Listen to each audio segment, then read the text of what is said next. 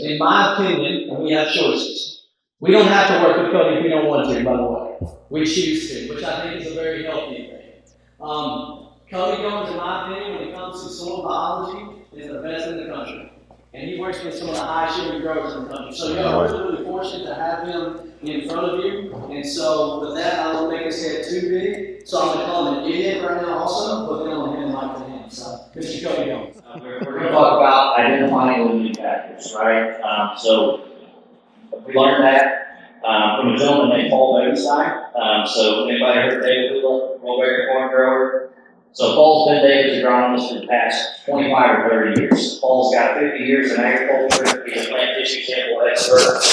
He's a vegetable guy by trade, so he's very familiar with vegetable production. He started there before he got into row crops. He's taught us a lot of this, and that was the first meeting we ever had. You guys were there, weren't you? Paul Bodenstein. So, FYI, I got him locked up. He's retired, so he's exclusively with us now. But anybody that's doing business with us or me would have access to talk to him if they ever wanted to. Sharp guy. So anyway, the first thing he said was, how do we increase yields? Does anything we do increase yields? And we're like, well, we're hoping that you're going to tell us, because that's why we hired you. He said, nothing we do increases yields. And we're like, well, what are we writing a check for?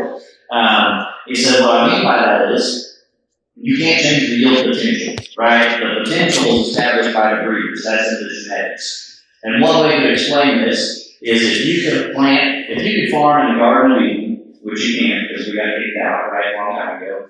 But if you could, how productive would the crops be?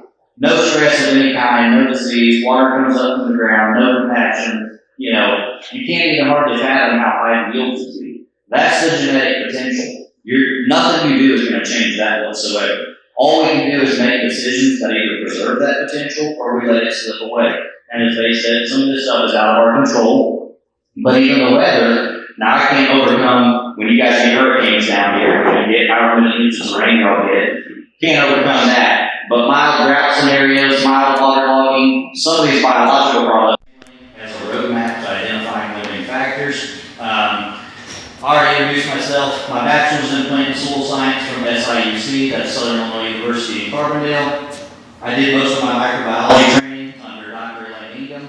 She authored the USDA Soil Biology Primer, a cool little diagram that shows all the microbes that are in the soil and how they interact with each other. That taught me a lot, and I took those courses while I was getting my bachelor's in plant and soil science, and that really helped me understand these biological products. How are they actually working? What are they actually doing? Very eye-opening, and over the past 10 years, I've just been tying the two things together, the soil biology and the traditional agriculture methods. And like I said, my mentor is Paul Bodenstein. He knows more about plant tissue sampling than anybody on this planet. I would argue that until I'm blue in the face. So, here's a fun chart. You saw some of this earlier, although it was a little bit not as long-term as this. So this is adjusted for inflation. And this is the trends in commodities since 1900. Anybody see which way that line is going? It's going down, 1% a year, okay? So low commodity prices is nothing new. Since 1900, they've been going down 1% a year on average when you adjust for inflation. This is all commodities, okay? It's vegetables, it's row crops, it's cattle, you name it in agriculture. So what's that tell you as a grower? What do you have to do to stay in business? You got to produce more, right? And you got to be more efficient. You can't buy a big crop, right? Who's trying to buy a big crop? Who's tried more in P&K and micronutrients and just pile it out there and go, all right, that cost me double, but it didn't do anything for me. You can't buy a big crop, okay? So we do a lot of budgets with guys. That's where we start, by the way. Start with a budget. So how will farmers stay in business if the commodities have gone down 1% a year? Well, productivity has been up about 1.5% a year. So you guys keep getting squeezed and you keep getting more efficient. You get squeezed, you get more efficient. You guys are the most resilient things on the planet. Okay? You got more efficient. And so that's what this is all about today, is about efficiency. Okay? We don't want anybody to spend any more money per acre than what's absolutely necessary. Our job is to help, if you let us or want us to, is to help allocate those dollars as efficiently as we can, okay? So, again, what do we do increases yields, okay? That potential is established by the breeders, it's in the genetics. Yields do go higher when limiting factors are identified and removed, okay? So identifying those limiting factors occurs when we manage the plant, which is tissue sampling, not just by managing the soil. So this is addition by subtraction, okay? And what we mean is, you remove the limiting factors, yields go higher. You don't add a magic product and it adds 10 bushels to your yield, or adds 100 pounds to your yield, okay? I don't believe in that. If that did happen, like they said, that's because we addressed something that was a limiting factor, okay? And sometimes you do get lucky, and I've heard a lot of people say I'd rather be lucky than good any day. I go along with that, but luck and hope are not the best strategies. So soil samples are great, right? We use them, okay? We look at phosphorus levels, we look at potassium base sats, we look at pHs, but they tell us the amounts of nutrients in a soil. They do not tell us the availability, okay? And like I said, what matters more? The amounts in the soil or the availability? Well, obviously, the only thing that really matters is the availability, how much of it got in the plant, okay?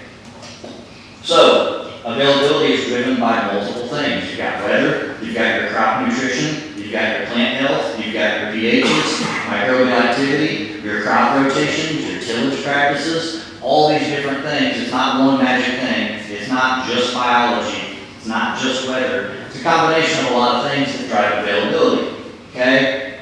So soil and plant microbes, which is what we get into, play a critical role in nutrient availability. All right, really quick, I know I don't have a ton of time. When a plant needs, let's just say it needs some zinc, what's it do? Tries to get some zinc. How's it try to get zinc?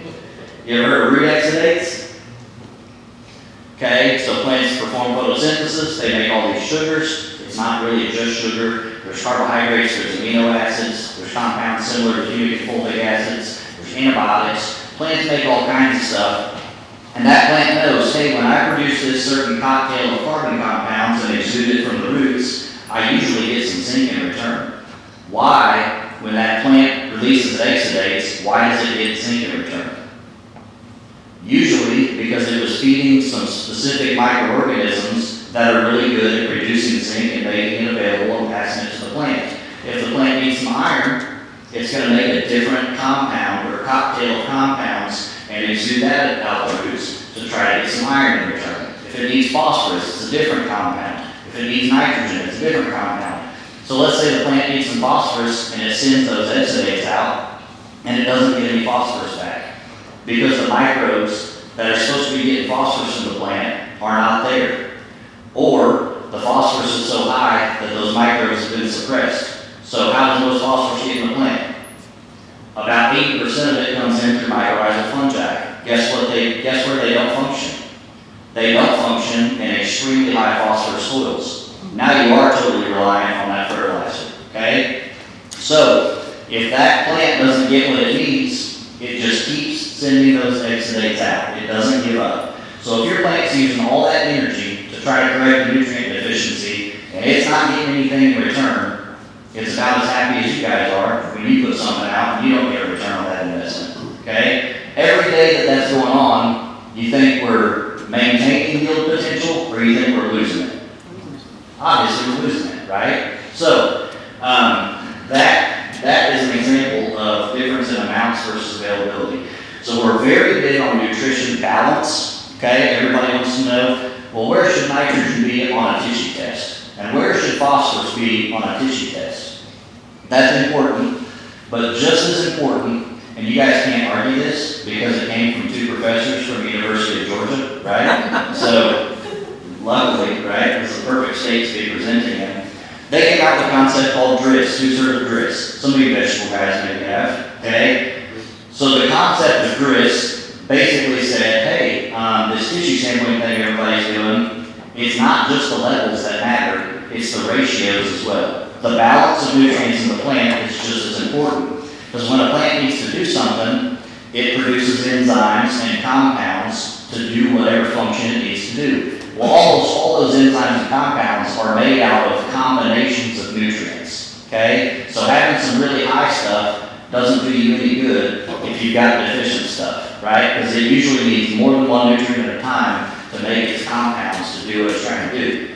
So producing a nutritionally balanced plant is a huge part of what we're after. That removes nutrition as a limiting factor, which drives yields higher by supporting a healthy plant and soil microbial population. When plants are nutritionally balanced, photosynthesis is at an absolute peak. It's firing on all cylinders. That means it can make more oxalates to feed more microbes, to get more nutrients in return, to get more antibiotics in return, to get whatever it needs, okay? So a healthy plant and soil with robust, beneficial microbial populations is your best fungicide, it's your best herbicide, and it's your best insecticide, which lowers costs. What we mean by that is plants that are nutritionally balanced. We all agree that plants have their own mechanisms to fight off diseases and insects, right? Well, what do you think is better at that? A plant that's got all the nutrients good and balanced, or a plant that's got deficiencies? There is no doubt that a plant with deficiencies and imbalances is more susceptible to disease, it's more susceptible and attractive to insects.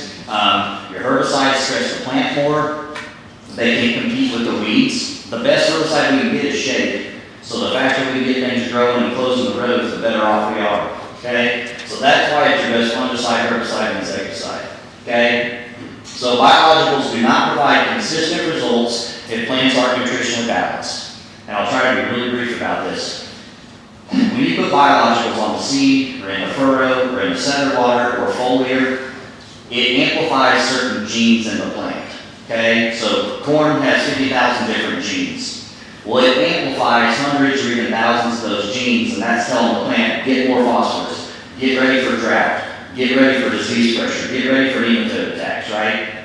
Well, guess what? The plant needs the nutrients to do what those genes are telling it to do. Because genes don't do work. They just tell the plant what to do. And if the plant doesn't have the nutrients to carry out those orders, it's just like your truck without gas. If your truck doesn't have gas, it can't get you from A to B, right? Or diesel. Most of you probably drive diesel. So if your truck doesn't have diesel fuel, that's the only problem. It's missing ingredients. And the same thing with a plant. If they don't have the ingredients they need to make the compounds they need, they can't do what those biologicals are telling the plant to do. So I do not believe that we can separate biologicals and plant nutrition. I believe you have to manage them both at the same time. So what we tell our growers is, you need two nutrition programs. You need a nutrition program for your crops, and you need a nutrition program for your microbes, okay? Because some of these nutrient deficiencies we deal with cannot be fixed with certain fertilizers, okay? If you've got a manganese or an iron deficiency, you can go dump all the manganese or iron sulfate on the ground you want. If you even manage to get that in the plant, it's not going to be economical. The best way to get those things in the plant is through biology, okay? And that's not true for every nutrient, but it's true for a good handful of them, okay? So, why is there an interest in plant tissue sampling? Well, I'm not going to go through every one of these. Basically, at the end of the day, you guys have to keep getting your yields up to stay in business. You have to stay productive, you have to get more efficient, and we've proven over your lifetime that you've been doing that. But the need for higher yields is the main reason that we believe tissue sampling is such an important tool these days. So I'm going to skip some of the rest of this because I don't have much time.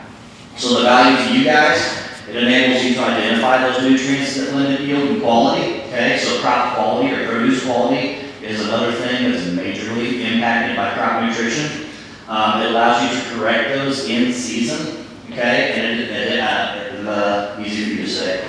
It also allows you to identify the nutrient deficiencies that make you more susceptible to disease infection, okay? So how do plants defend themselves from disease? Well, iron and manganese and molybdenum are three really key nutrients for plants to defend themselves. Also, how many of you guys apply fungicides? Some crops you got to put it out every week, right? If you're growing certain produce, okay? So how do fungicides work? Fungicides work off of something called nitrate reductase. So if you don't have adequate nitrate reductase levels, your fungicides can't perform the way they're supposed to, and they're not going to last as long as they should. Well, guess what nitrate reductase is made out of? It's made out of iron and molybdenum, okay, and sulfur. So if one of those is deficient, we have picture after picture after picture of cotton, tobacco, all kinds of crops where we have iron or molybdenum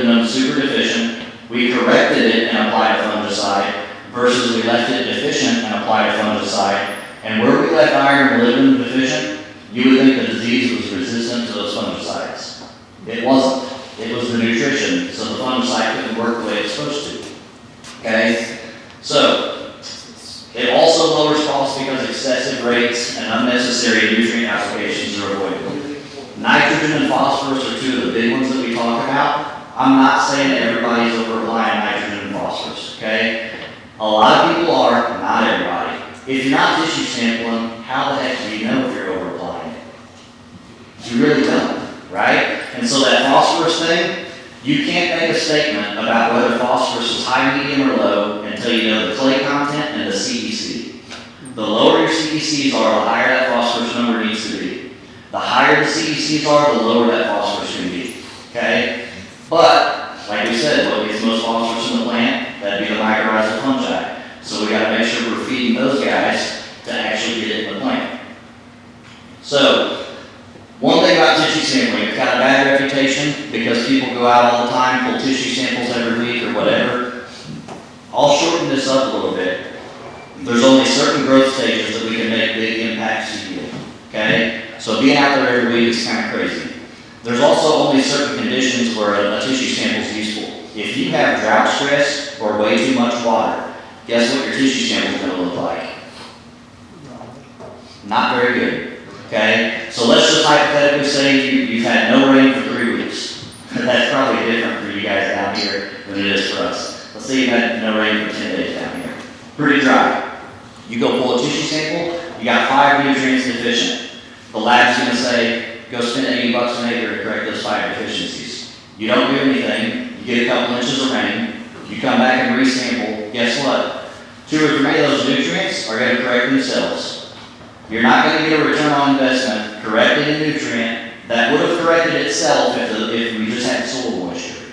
On the flip side of that, plants are happy, you got sunshine, you got temperature, you got soil moisture adequate. If you've got 2 or 3 deficiencies in that scenario, that means it really is a problem. Because if the plants couldn't acquire nutrient X, Y, or Z in those really good conditions, we have to step in and do something in that scenario, okay? And a lot of tissue samples get pulled when the crops are stressed. That is not the time to pull tissue samples. This is America, you can do whatever the hell you want. But it's not any use. It is not accurately going to tell you what's most limiting, okay? So, I'm going to move through some of these.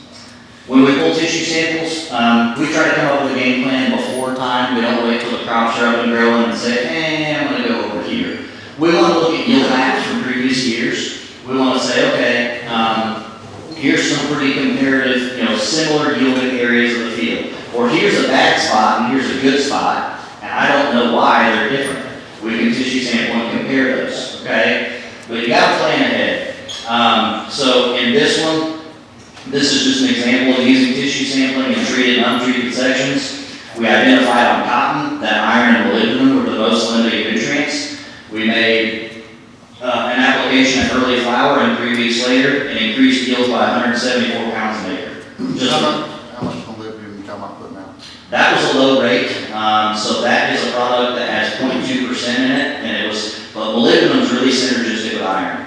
So typically when you're applying molybdenum, you're going to look at anywhere from 2 to 6 ounces per acre, okay? We're only putting like 0.004 ounce. I wouldn't think that'd do much for This you. is on tomatoes now. Okay, and they may be different, but they may be different. Wise Paul, he would know about that. But all the other crops, the watermelon, the cotton, the cantaloupe, the squash, we're anywhere from 2 to 6 ounces usually. 2 ounces is a pretty low rate.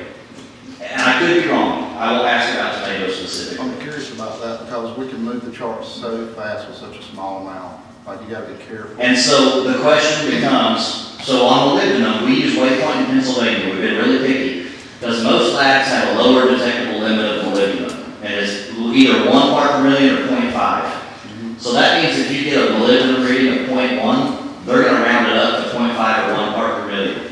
Well, that throws every ratio that we're measuring off. The other one is, did they wash the leaves off after application? Because if they didn't, if that molybdenum is above 5 parts per million, most likely it's on the leaf surface, not in the plant. I don't know if that's the case, Yeah, but we're pumping through the drip it's not. It's not on the leaf, okay. I'm curious about that, because I always thought we need to be putting more.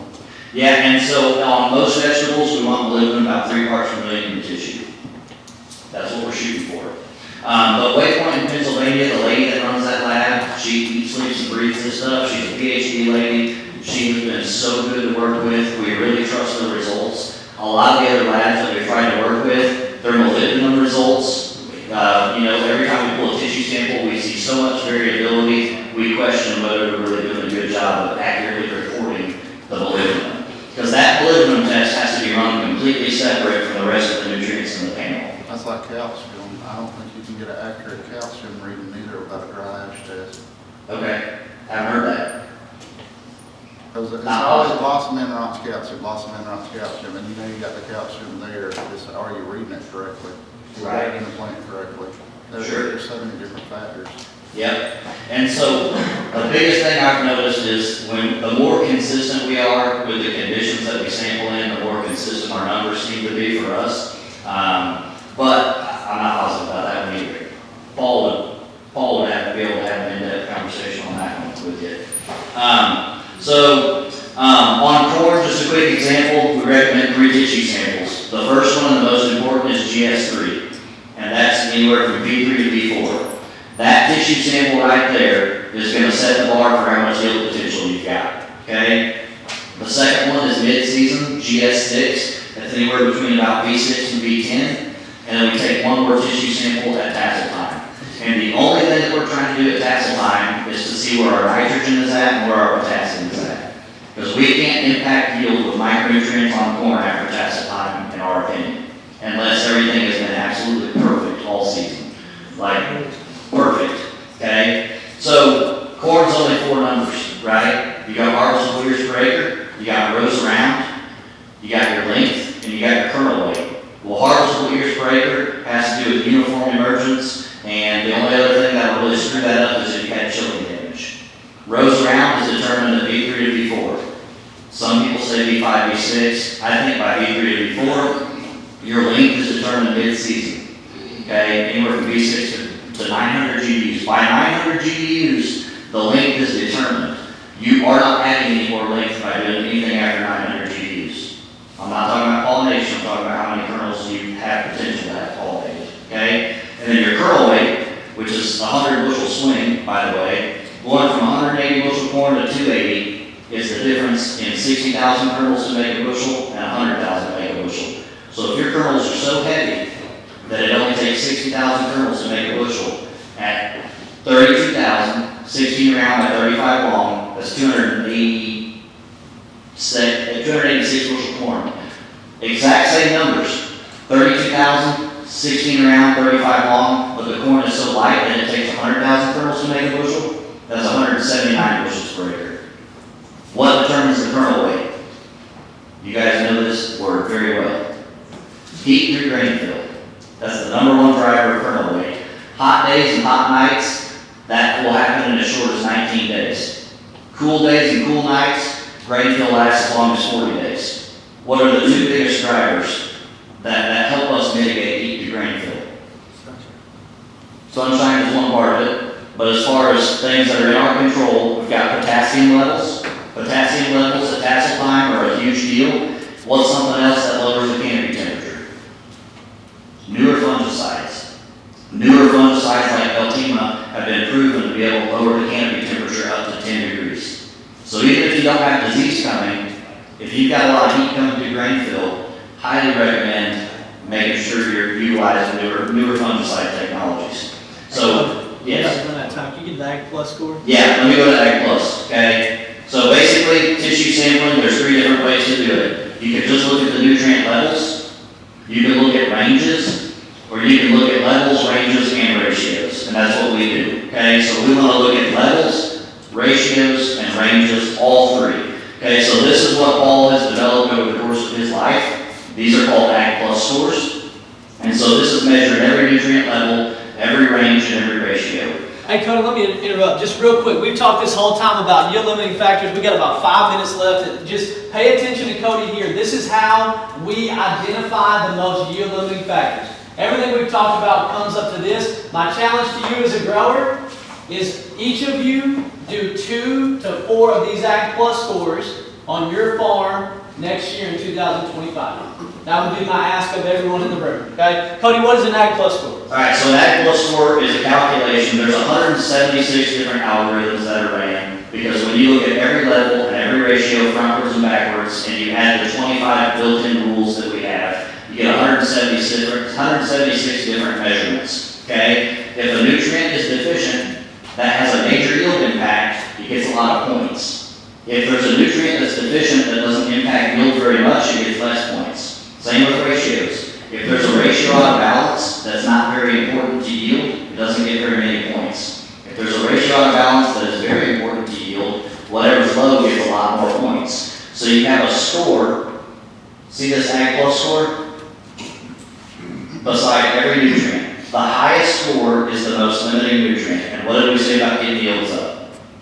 If you don't fix what's most limiting, you're not likely to get a significant response to any other treatment, okay? So in this example, manganese was most limiting. By the way, a lot of you guys down here won't have this problem, but we do. So if we don't address manganese here, doesn't matter how much boron or zinc we put out or molybdenum here, if we don't address manganese, we're not going to get a yield increase. And if we do, it's going to be absolutely minimal. So once the score of a nutrient is above 60, we expect a 4-to-1 return at least by correcting that nutrient. But if the score is below 30, don't even fool with it. You're probably not going to get an ROI on that nutrient. At the end of the day, you have a total Ag Plus score down here. The goal is to get that total Ag Plus score to less than 100. If you get your total score less than 100, your nutrition is pretty balanced. And if you can get it less than 50, you can officially make the statement that crop nutrition is no longer a limiting factor. And when you do that, you will be amazed at what these crops can produce and the stress they can handle. Okay? We've been doing this for 5 years now, and it has been an absolute game changer for our customers and our operation. Before this, we were doing tissue sampling. We would look what the lab said. This almost never agrees with what the lab says is deficient. Okay? So this is every crop that we have in the database. There's 55 crops. It's all based off of really high yielding, really high producing crops. That's how we set our benchmarks. Okay? We don't care what 200 bushel corn tissue samples look like. We care what 600 bushel corn tissue samples look like. That's how we set our benchmarks. Okay? So if we look at a tissue sample, I can look at it and say, I know it was too dry when we pulled this. Or I know it was too wet when we pulled this. Or I know those levels are from something on the leaf and not in the leaf. We don't use those in our database. We'll give you the result and we'll tell you what we see, but we don't use that kind of bad data in our numbers, okay? So this is a cotton sample. So this one, iron was most limiting on this cotton plant, okay? You have that's the problem. If you've got a tissue sample that's showing 4 deficiencies, what are you gonna do? You go put all 4 things out there? We would say no, you really just need to focus on what's most limiting. Now, if we can go address the most limiting and the second most limiting nutrient at the same time, and we're already going out there, sure, we'll do that, as long as the score is over 40 or 50, and especially if it's over 60. For my farm, this tells me what to spend money on. Things are tight right now. The guys in front of us just talked about that. Money's tight, cash is tight. This is not the time to just be spending money on things and you don't know you're going to get a return from it. So this is a prime example of over-application. We know that putting too much nitrogen and too much phosphorus out suppresses some of these micronutrients being taken up. So when we consistently see levels above 120%, we're going to tell you with confidence to cut back on that nutrient. Okay? So in cotton, each lot should have 8 seeds. When it makes the seeds, it makes the fiber. If you've only got 4 to 5 seeds per lot, it's going to be low fiber. Okay? So when it gets hot, those pollen tubes explode. And calcium and molybdenum are absolutely critical to stop that from happening when it gets really hot. Okay? So, not that I put any nutrient on a pedestal, right? Some are a little bit more important than others. But just over-application is just as much of a problem as the deficiency. And that's a hard concept for farmers to grasp, right? It's like, what do you mean I have too much nitrogen? I don't think so. Or what do you mean I have too much phosphorus? but it's absolutely messing other things up. So there's scenarios on corn, if we get to tassel time, your nitrogen's above 4% and your potassium and manganese are low, guess what? You don't need manganese, you need less nitrogen. So we really want to address the root causes. You can go address symptoms, and sometimes you can get a return on that. But in the long term, when we see a deficiency and things are going to be messed up, we're going to tell you, here's the root cause of that. We want to address the root cause of the issue. If we have to address the symptom, we will. But we really want to address the root cause. And that's something that Paul has helped me understand greatly with the tissue sample results is, how do you know when you're looking at a symptom, and how do you know what the root cause was of that? And that's something that he brought to the table for us. I know I'm probably out of time. We do a lot of watermelons. This is a watermelon sample. Calcium is always a problem on watermelons for us. A lot of things are. Calcium and molybdenum are huge on melons for us, so is potash and boron. And then lastly, real quick, I know I don't have time, I'll give you 30 seconds. We do a lot of budgeting with guys, okay? And the best piece of advice I can give you, not that it would be too helpful, I can't control the commodities, but how do you decide when you're going to sell? What is the average gross margin for a large producer? If you don't know what the average gross margin is, how do you build in your trigger point to know when you should sell? The average gross margin is 27%. So when you get to 27%, it's time to start thinking about selling. And when the commodities are tight, so this guy mentioned it earlier today, even when the commodities suck, there's almost always an opportunity for us to get to that margin or a little bit over it. It may not stay up there for very long.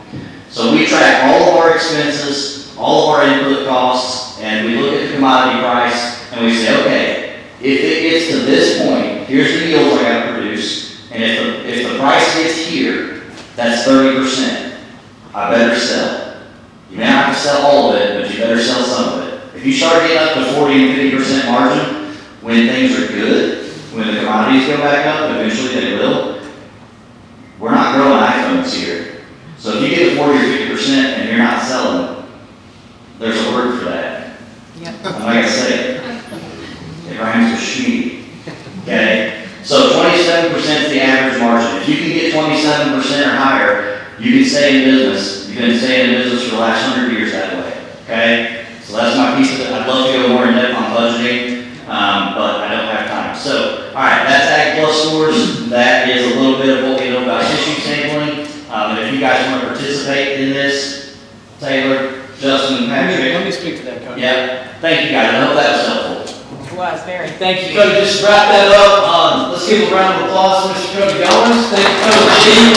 So, tissue samples, we're going to have some interns down in Georgia. We're investing all over the country in different interns to pull tissue tests. So if you guys say, hey, I like the idea of this and I want to check out an Ag Plus score and see what I've got on my farm, but I don't have time to pull tissue tests, or I don't even know how to pull a tissue test, all of that is fine. We'll have people that we've got trained up. I do want to introduce Mr. Taylor Brett. Would you stand up, please? For those of you that don't know Taylor Brett, this is Taylor. He is a farmer in Georgia. The way we go about business is we do not sell stuff direct as a company. Okay? We have a dealer network all around the country. We do business in 30 states right now. And Taylor is one of our representatives in Georgia. So anybody in the room, before you leave here, get with this gentleman, get this information if you don't have it.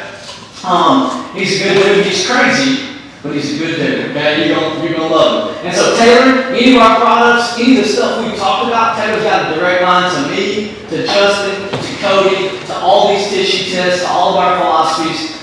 And intentionally, I hope you picked up on this today. I'm going to close with this. How many products, we're a company that makes money selling products. How many products did I talk to you about today? 0. The answer is 0. That's intentional. I hope it's a breath of fresh air. We could have stood up here and just told you our top 5 products and drilled you on, but y'all don't care. You don't care, because that's what every other company does. We want to bring you information to make you more money on your farms, and we feel like if we do that, some product will come from that. Okay, we got to prove ourselves to you first. I hope this is the first step in us earning a little bit of that, and try us out. I don't think we'll let you down. Okay? Thank you.